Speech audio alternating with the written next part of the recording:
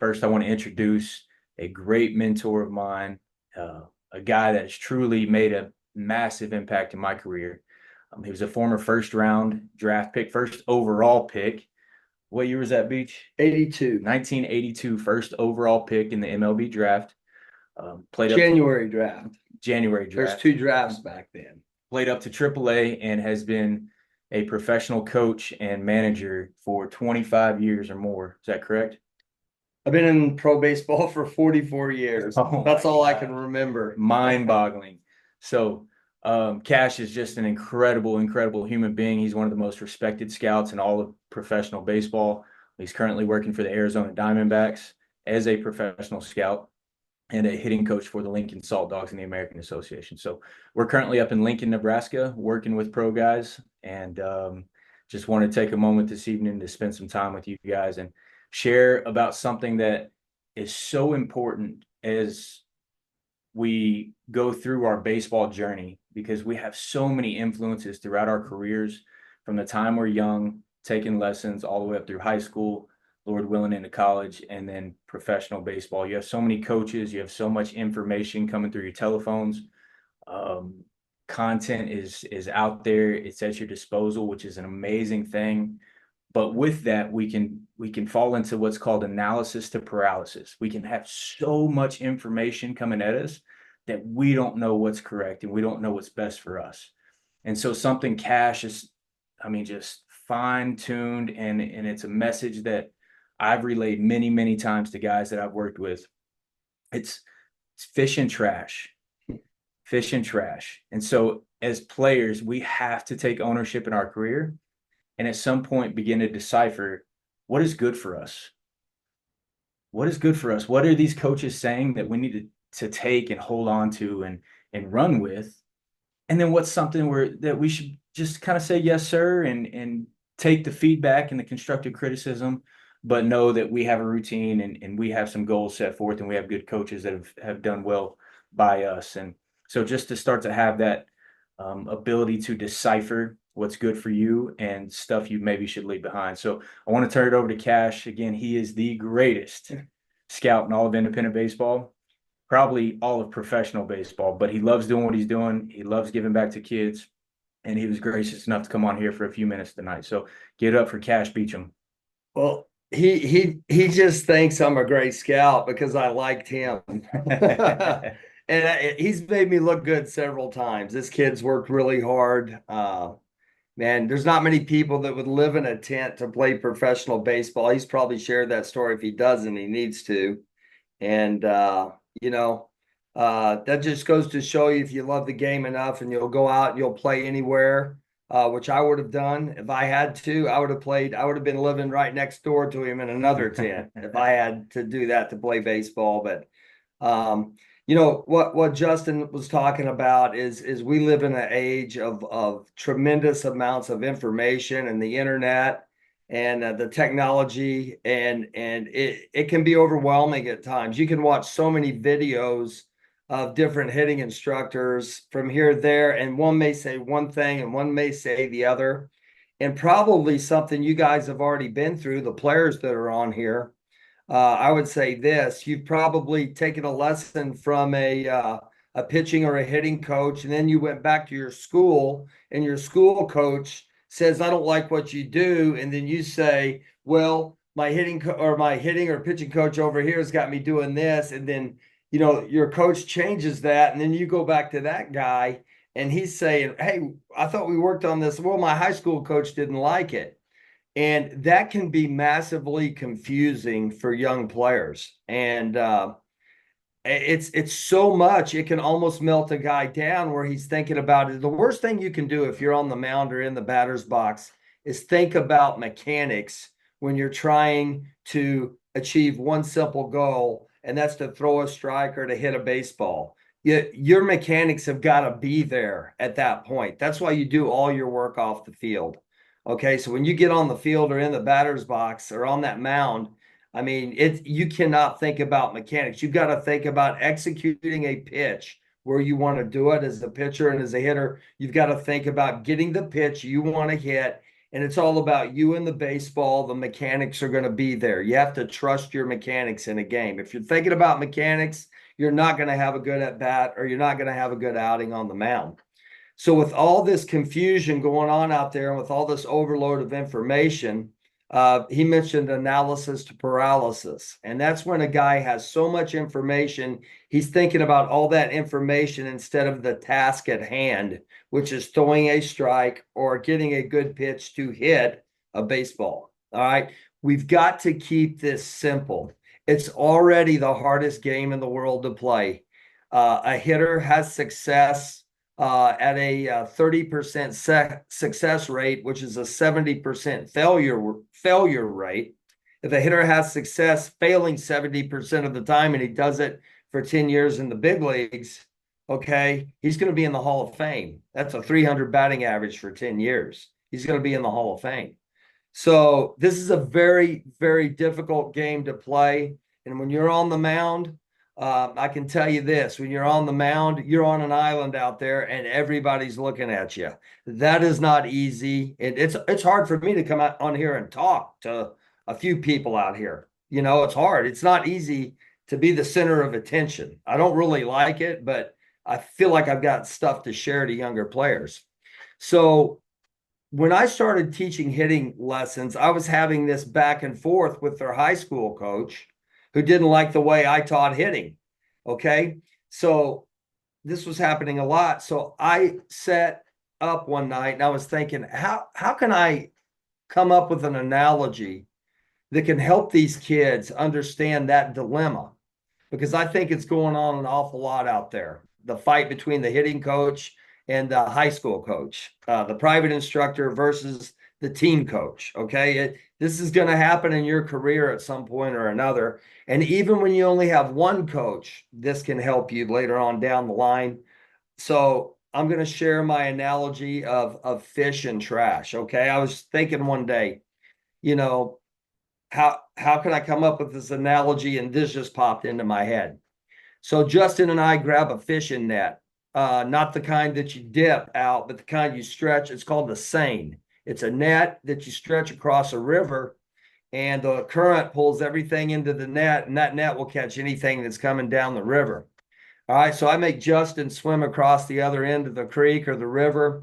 He has to stretch that net out, and I'm on this side. I'm holding it. He's holding it. Then I make Justin swim back to me around this way so we can pull the net in, okay?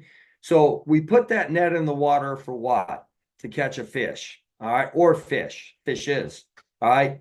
So when we get that net in, we hope there's fish in there. Well, what do you know? We pull the net up and there's a bunch of fish in there. So we're untangling the net. We're pulling the fish out. We're there for fish. We want fish, and we're going to take those fish that we have and we're going to throw them in our cooler, and we're going to take them home and eat them or sell them, whatever. So that's what we're after. That's what we got. Okay. As we get down through that net, what else could be in that net?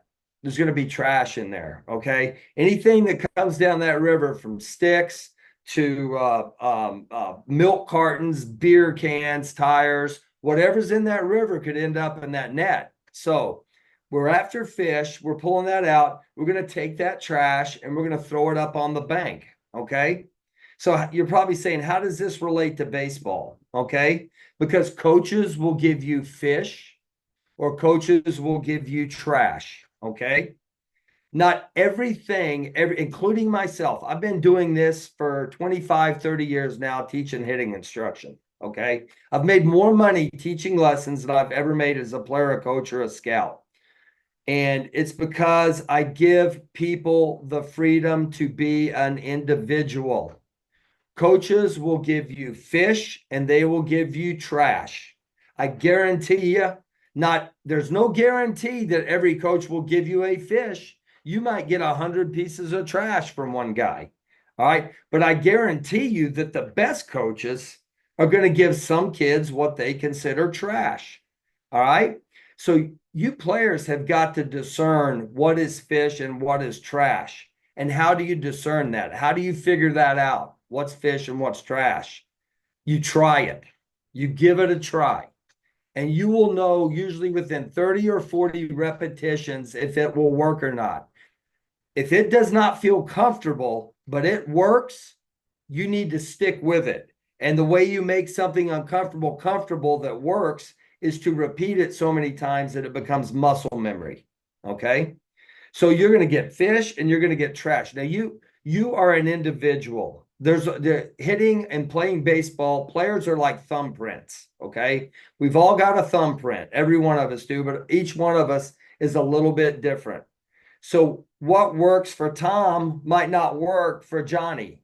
Okay. So it's your career. This is the one thing I want you guys to remember. Okay. Of this whole thing. And if I miss anything, Justin, ask me a question. If I didn't cover what you wanted, I'd be glad to. If you guys want to ask questions, you can if there's time. So, I was talking about what was I going to say? I just forgot what I was going to say. You're over here on your cell phone. What was I going to say? I was talking about, the one thing I wanted you guys to remember. All right. You're an individual as a player. Okay. It is your career. Okay. The worst thing I can do as a hitting coach is force something down a kid's throat to the point that he says, Kash Beauchamp made me do that and I suck. Okay. Because of it. I don't ever want a kid as a coach to blame me for messing them up. So I give my players freedom not to allow me to mess them up. Okay. Because it's their career. At the end of the day, when your career is over, all right, you guys are just starting, but when your career is over at the end of the day, okay, you've got to look in the mirror and you have to answer to who? Yourself. All right. So you got to do all you can do to be the best you can be. You don't have to do all you can do the best to be the best player that I want you to be. A lot of coaches will try to put their thumbprints on good talent, and a lot of coaches aren't qualified to even coach that talent. They want to put their thumbprint on you so someday maybe you can carry them to the big leagues. I've seen that a lot in my 12-year minor league playing career. I've seen a lot. I've seen coaches try to mess people up on purpose, believe it or not, because they wanted another player that maybe they have more influence on to bypass another player that may be better. Okay. This is not a clean business all the time, but it's real. It's rare that that happens, but I have seen it happen. So fish and trash. Don't let coaches mess you up. Only let them help you. That's the whole story of fish and trash. It's amazing. It's amazing, guys. That's so powerful as a player to take ownership in your career, to have the ability to discern, which discernment is simply the ability to judge well, to have an understanding of what's good and bad, what's right and wrong, right? And that, like Cash said, that's an individual thing that could be different for me. Something that works for you, Jonathan, could totally not work for me, and that's okay. But Cash is going to give it to us, and it's our job as ball players to discern whether I need to take it and run, whether I need to go throw it in the cooler and take it home and fillet it up and have it for dinner, or I need to just leave it sitting there on the bank so that it can be trash for somebody else to pick up, right? So it can be garbage and just left away. Doesn't mean it's bad all the times. Sometimes it could be a fish that I'm not looking for. That's something I've thought about as I've reflected on this fish and trash, because Cash has said this to me many times. He might give me a trout when I'm fishing for salmon. Doesn't mean it's bad. Doesn't mean it's not well intended. Doesn't mean it's not good. But maybe it's not right for me in that season. Maybe it's not right for me in that time of my career or my life. So maybe I just put it back, or maybe even put it in my cooler and save it for later. Throw it in the freezer and save it for next season. So take ownership in your career. Go ahead. I got one more thing up before I forget. When you're on that mound, okay, or you're in the batter's box, okay, those are your at bats. Okay, those are your hitters. If you're a pitcher, those are your hitters. Okay, there's nobody that can help you in that situation. So that's when you really have to be yourself. You have to take all this instruction that you're getting and decipher which one's going to help me and which stuff I need to put off to the side, man. Those are your at bat. Nobody, as bad as somebody wants you. And my suggestion is this: you got to do what you got to do to get a hit, or you got to do what you got to do to get an out. Okay. All right. Do not blame coaches for screwing you up, because you learned how now not to let it screw you up. Okay. That's one thing I wanted to tell you. Awesome. Almost forgot that. Man, it's so true. It's so true. So, guys, I want to take a minute, have a quick Q&A. Man, take advantage of this time. We have just a limited amount of players on here, and we have a man who he talks about every bite of food he's ever put in his mouth came from the game of baseball. His dad played in the big leagues for many, many years, coached and managed for a long time. Cash played and has been in baseball his entire life. He's highly, highly respected within the D-backs organization. He puts on an invite-only tryout every year during spring training. He has a world of knowledge. And so you guys, I really highly encourage you to take a minute and just ask a question, get some good feedback, and we'll let you guys go for the evening. All right? Yep. Make sure you unmute yourself.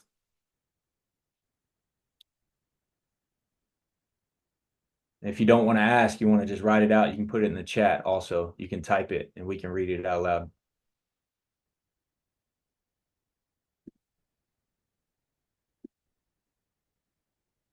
Anybody got anything?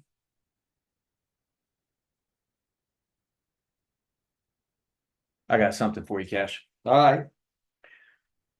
These guys that are in high school, they're consumed with information. They're consumed with anxiety. Right? It's coming from everywhere. Their parents are encouraging them to do one thing. He said their coaches, their private lesson coaches are encouraging them to do something. Yeah. High school coaches. Some of these guys are getting recruited by certain colleges that want them to be a certain way or do a certain thing. How do you find the confidence within yourself at a young age, at 14, 15, 16 years old, to begin taking ownership in your career? Well, the number one thing is, I think everything is worth a shot. All right. Excuse me. Everything's worth a shot. If a coach gives you something that seems crazy, I remember I had to learn how to throw like an outfielder, because I was an infielder my whole life. And when I got signed and drafted, I had a horrible arm. And I had to go to 2 instructional leagues with the Blue Jays and learn footwork, learn how to play long toss, change my arm angle. And it was a process. But fortunately, I had a great coach that gave me a tremendous amount of fish. When I had the basic fundamentals of throwing down, my arm doubled in strength. And I went from having one of the worst arms in the draft to 2 years later being voted Baseball America's best outfield arm, okay, in the Carolina League. That was an A-ball. So Baseball America is a magazine that ranked players and their tools. And I would have never thought 2 years before that I could have had the best arm in a league. But I worked my butt off to get that. It was footwork, it was arm strength, it was a combination of things. So you got to have a good work ethic. But then I started learning different types of footwork, and one was better than the other 3 I was taught from different organizations. So even though the other organizations wanted me to do it their way, I was able to prove to them by putting a stopwatch from the time I got the ball till the time I got the ball released, and also putting a radar gun on my throws, that this way was better for me. Okay. So it wasn't like, hey, I'm not going to do that. You guys are dumbasses. I'm not going to do it. You know what I mean? I'm not going to be stubborn. I'm going to listen, but then I'm going to explain to them why this was better for me. And a smart coach will let you have your freedom, or else you have the possibility of blaming him for your failures. I do not ever give my kids an opportunity. Everything I do through baseball is through suggestion. I suggest this and I give them a reason why to do it. Okay. If they just say, hey, put your hands up here, and they don't give you a reason for that, you may think, what is this guy crazy? But if I can explain reasoning, it's okay to me to ask why. Like, not like, why am I doing this? Not that. Can you kind of tell me why? Because this is what's really worked for me in the past, and I've had success with it. And if you can ask them why, and they can't give you an answer why they want you to do what they're doing, and they can't explain it, I'd consider that a big fat piece of trash.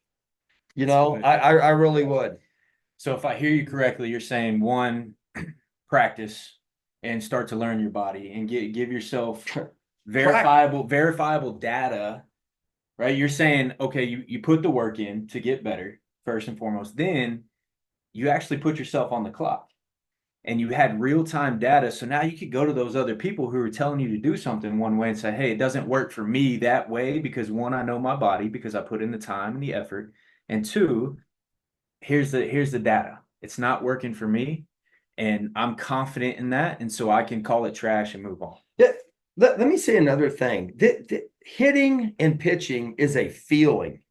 Okay. It's not an action. It's the way you feel. Okay. I'm going to tell you 3 things you guys better have before you even talk about mechanics. John, write this thing down, baby. Write this okay. down. You guys got notes. You better have these 3 things before we even talk about mechanics. Okay. And when I was a player, I used to put CCR, the initial CCR, and I'm going to tell you what they stand for in a second, on my left batting glove. On my right batting glove, I put HHH. And I keep it this simple because remember I said baseball's a hard game. So I try to keep it simple. Okay. What I learned over my career is HHH on my right glove is the physical approach to hitting. I just feel like you have to have head discipline. You have to have good head, hands, and hips. That's what you hit with. And that encompasses the whole swing. From head discipline, the hands, it's not just, it's your load, it's your contact point, it's your finish, and you have to have explosive hips that are connected to your swing, okay? That rotate at the right time so your weight can transfer to the ball.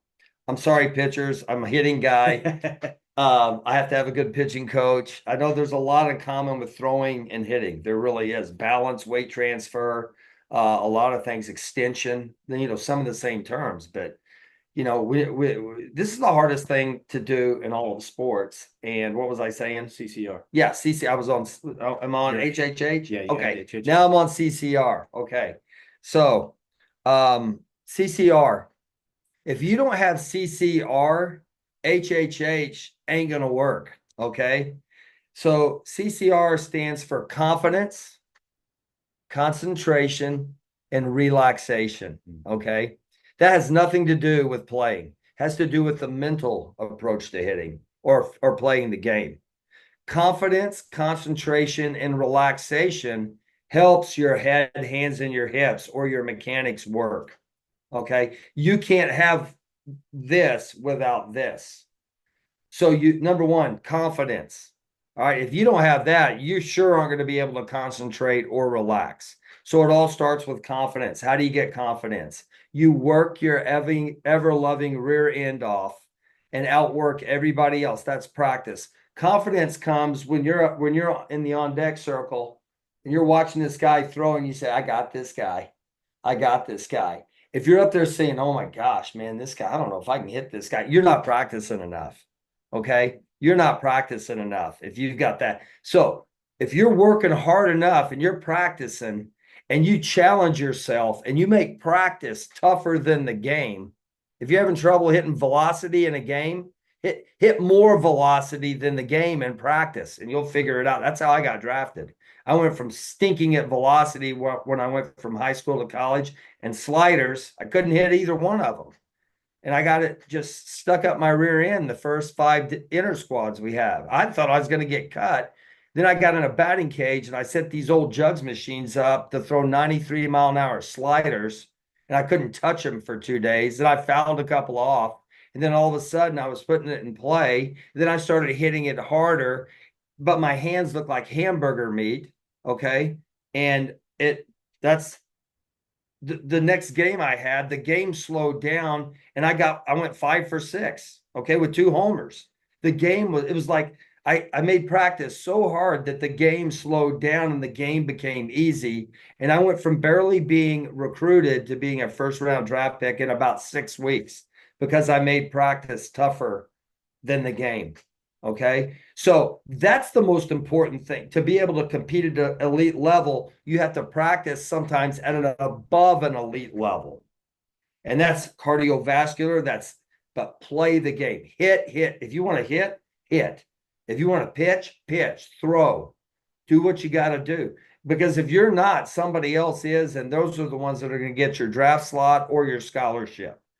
When you're sitting on your butt on that phone and you could be hitting balls off the tee, it's the dude that's not on the phone that's on the tee. That's the guy that's going to get drafted or get the scholarship. That's how that works. And unless you're just Vladimir Guerrero or somebody who's the best player I ever coached. All right. The guy's in the Hall of Fame right now. He could get out of bed and God just said, you're going to be a better player than everybody else. And you don't even have to work that hard at it. He did work hard at it and he ended up in the Hall of Fame. He could have played in the big leagues for 10 years, not even practicing. He was that good. And because he did put the work in, he's a Hall of Famer. Where Andrew Jones had just as much talent. Wow. And he didn't put the work in. Wow. And Andrew Jones was he did it on God-gifted talent. Those are the only two guys I've ever been in my era that I could say could just get out of bed and play the game without practicing. It's amazing. 2 in 44 years. Yolanda, what's so awesome about this podcast and why I feel like it's divine is because you asked the question, and without Kash even seeing the question that you asked, I believe he answered the question. He asked, my son is 12. I'm just reading it right now. When you approach the batter's box, and you clearly answered that question. CCR and HHH, confidence, concentration, relaxation is the approach you got to have when you enter the batter's box. And how do you get there? Head, hands, and hips, and practice, right? Practice. Relaxation is what I wanted to be, Yolanda. That was the key to me being able for my body to work right. I was a very high-strung player. I was intense. I played baseball with a football mentality, which sometimes isn't good. It makes you good in some areas and it can hurt you in other areas. So I really had to learn how to relax and not be so tight. Like I gotta get it. And the mentality is, I'll tell you a great mentality, because this game is full of failure. Tell whoever your kids are, or if you're a hitter, try to go 6 for 20. Don't live and die with every at bat. If you go 6 for 20 the rest of your career, okay, you'll end up in Cooperstown because you're a career 300 hitter. That's a 300 batting edge. Think about it. 6 for 20. I get to fail 14 times and still be considered elite. 300, man, there's less and less 300 hitters every year. 300 is almost an elite. I think 305 or 310 is leading the league in hitting right now. We'll finish with this. There's something that you learn in this game that allows you to be elite in any endeavor you pursue in life, and that's the ability to fail. To fail and know that you got another day coming. Know that tomorrow's a new day. More at-bats are coming. For you, Jonathan, more opportunities on the mound to get up there and get outs and help your team win. Those days are coming. And so 6 for 20 means getting 6 hits in 20 at-bats. So for you parents that see your kids struggle on a Saturday morning when they've only had 2 or 3 quality at-bats, if you put it in perspective where, man, let's see how they do over the course of 20 at-bats. And if they're struggling after 20 at-bats, which for you guys could take 2 or 3 tournaments to get to 20 quality at-bats, if they struggle over that period, maybe we make an adjustment at that time. But give them the time to fail, to learn how to fail, and to know that there is another opportunity tomorrow to come back and be great. So, Kash, thank you so much for your time. All right, Justin. Does anybody else have any quick questions before we leave? All right, guys. Thank you so much. I love you. We care about you. Please share this with your friends. Share it with anybody that you believe could benefit from this. We're going to continue to do it every Monday night at 7:30, no matter where we are in the country. We're going to have amazing, amazing baseball men, not just great baseball men, but amazing human beings who are really doing what they do for the glory of God and to love the players that they interact with on a daily basis. So we love you guys. Thank you so much. Y'all have a great week. Go get them, work hard, be strong, be courageous, and be leaders, not only on your team, but in your schools as well. So we love you guys. Good night. See you guys.